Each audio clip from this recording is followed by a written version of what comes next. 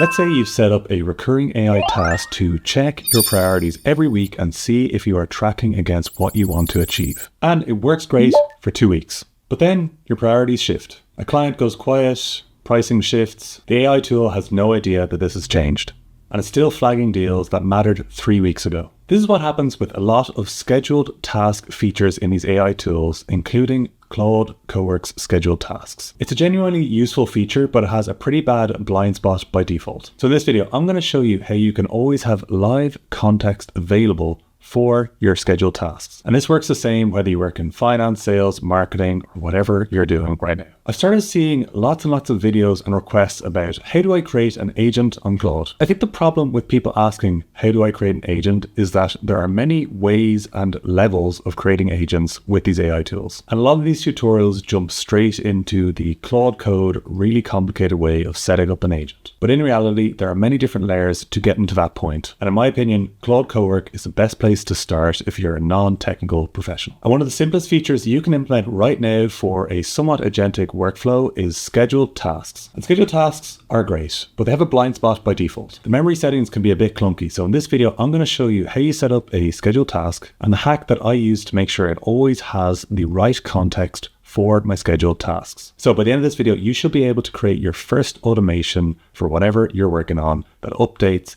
as you change and things change over time. For those of you new to the channel, my name is Cian and I'm the AI Productivity Coach. And I've taught thousands of people how to make their work and life way easier. So if that sounds like you, please make sure to subscribe and join me on this journey. How do we set up our first Claude Cowork automation? So basically, there are 3 things we need to make this a more robust automation than simply having a scheduled task. The first thing we need are connectors. And connectors basically allow Claude to read data or take actions in other apps or software depending on the permissions that you give it. So I have a full video on connectors. I'll leave a link in the description. You can check it out if you want more details on that. The second feature we need to use are skills. And skills are basically reusable instructions that you can create to get a task done. Again, I have a video on this. You can check out the link in the description if you want to learn more. And the final thing, which I've alluded to, is a scheduled task. And so to keep it simple and to just get us started, I'm going to show you how you create a scheduled task in Claude Cowork. Okay, so head over to claude.ai and then you'll see the interface here, Chatter Cowork. Just click on Cowork. And so to create a scheduled task, you basically open up the left rail and you hit scheduled. And then you can see here, it's very easy to create a new task. So you can either set up manually or create with Claude. And so then you can just answer a few questions on your scheduled task. You should be able to set up whatever you want. So one thing to flag is that you basically can set a scheduled task at a certain time and at a certain cadence. So you can think of things like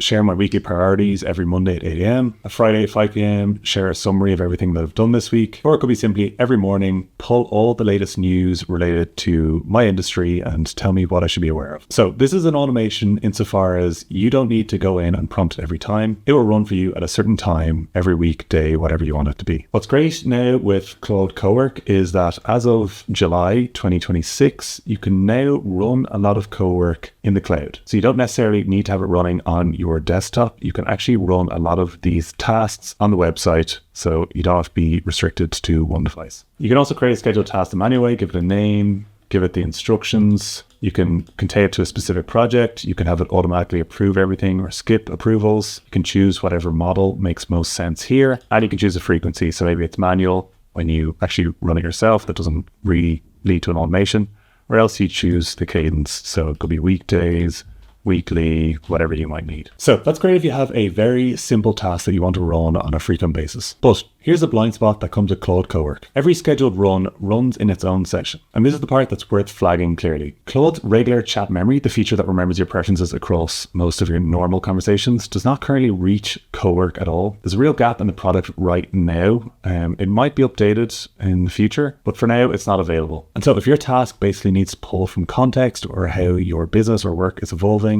it's not exactly set up in the right way. Claude does have different versions of memory and ways of solving this, and there are 3 ways you can improve it to make your tasks even better. Number 1 is the global instructions. And you can basically find them if you go down to your settings down here and you go into Cowork. You can basically see down here that there has global instructions. And so you can basically put instructions here that apply to all Cowork sessions.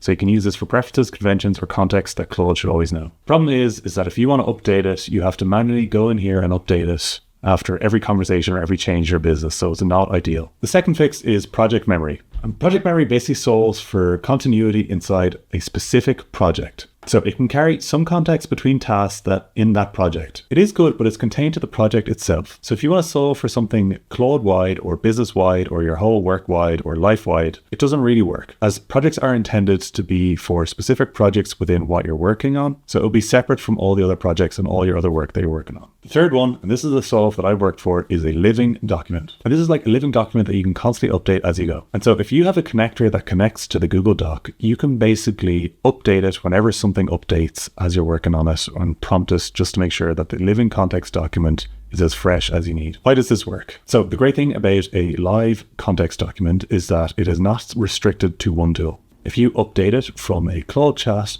and it's linked to, let's say, Gemini or ChatGPT, it'll be updated for all the tools. Whereas if you have your settings saved in one tool and you update them, you have to manually update them in the other tools for yourself. So here's how I set it up. I created a folder in my Google Drive and it's called Context Documents. And so I've just kept a few in here. So one is my brand guidelines, and that just helps me stick to the brand guidelines of the business. One is a master context document. So this is kind of like a fact base that looks at my priorities and some of the core things that hold true in my business. So this doesn't update that regularly, but usually I'd update it maybe every quarter or maybe every couple of weeks, depending on what's happening. Now, the last document is the one that helps with our automations, and this is my AI Productivity Coach memory, and it's a living context. And this is one that I ask Claude to update frequently, so it has access to the latest things happening in my business and in everything I'm trying to do. So, for example, this is my master context document, and you can see here it has work context, personal context, business metrics, all these other areas of my business that I want Claude to know as I'm prompting it. Whereas this, on the other hand, is my living context document. So this is where I keep a lot of my stuff. So you can see here, I've actually blurred some things because it's pretty up to date. Hear more about it soon, most likely if you're following along in the channel. But I also share things like recent wins, learnings, near-term priorities, in-flight decisions and open threads, and even like a current snapshot of my business metrics. And so in order for me to constantly update this document, I have installed a Google Drive connector. And basically Claude can go in and update this document as I've given it permission to update files. I've also created a skill, and the purpose of the skill is to reconcile the context documents against Notion, Gmail, vidIQ, and some of my other tools, and basically update the context to make sure it's the most live version of what's going on. So it triggers whenever I say something like sync context documents, all these phrases. And so when I prompt it, I can basically say, could you sync the latest context into my context documents? It will run this skill, which I created. It will search through the files, search through my Notion, search through my channel stats on vidIQ, search through email threads. And bear in mind, you can connect to whatever tools you need. This is just the tool stack that I have. And so with that, it will update your context doc. Now, one thing just to be clear is that it actually can't update docs specifically. So it just deletes the file and then recreates it with the same name. So the way you'd instruct your skills or your task is to just name it a specific name and direct it to the folder that it'll always remain in, just because the URL will change when it deletes it and recreates a new file. That's just a limitation with the Google Drive connector for now. Maybe they'll change in the future, but for now, this is how I'm doing it. And so because we have the context doc refreshing every time, this actually makes our scheduled tasks a lot more flexible. So as you can see, I will have a weekly newsletter draft task that runs every Tuesday at 8 a.m. and a video research scan that runs every Thursday at 11 p.m.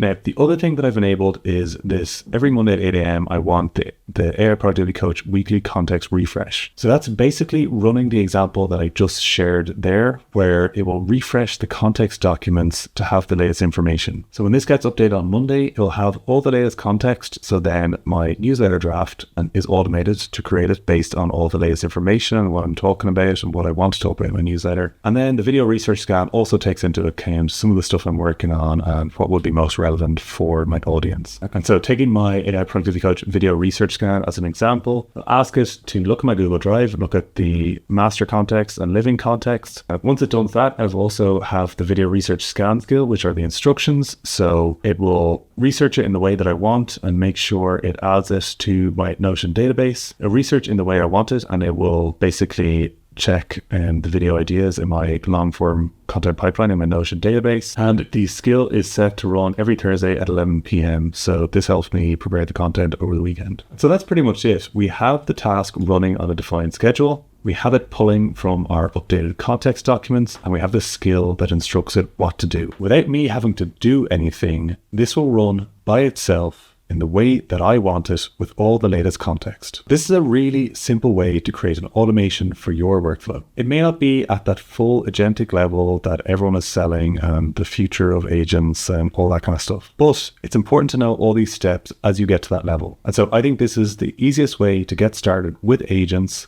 Just do it directly in Cowork with these skills, the scheduled tasks and the living documents, especially if you're from a non-technical background. Just some tips before you build it. Don't give it permission to go to sensitive data. Give it a stop condition in the instructions as well. So if a document's unreachable, just ask it to stop rather than guessing. And just be aware that some users have reported that there have been skipped runs or sometimes it doesn't run. I've heard these are rare use cases, but just something to be aware of as you're testing and building it yourself. So scheduling tasks takes a minute to create, but keeping it accurate and up to date is the real win for most people. And once you nail that, you're well on your way to creating agents and more automations for your workflow. Connectors basically bring in the data, skills define the steps, and the schedule decides when it fires. I'd love to know if you found this helpful and what automation you're considering making with Claude Cowork after watching this video. If you found it helpful, please make sure to like and subscribe and join me on this journey. I also have a weekly AI productivity newsletter and you can subscribe using the link in the description below. Thank you so much for watching. I really appreciate it. And I'll see you in the next video.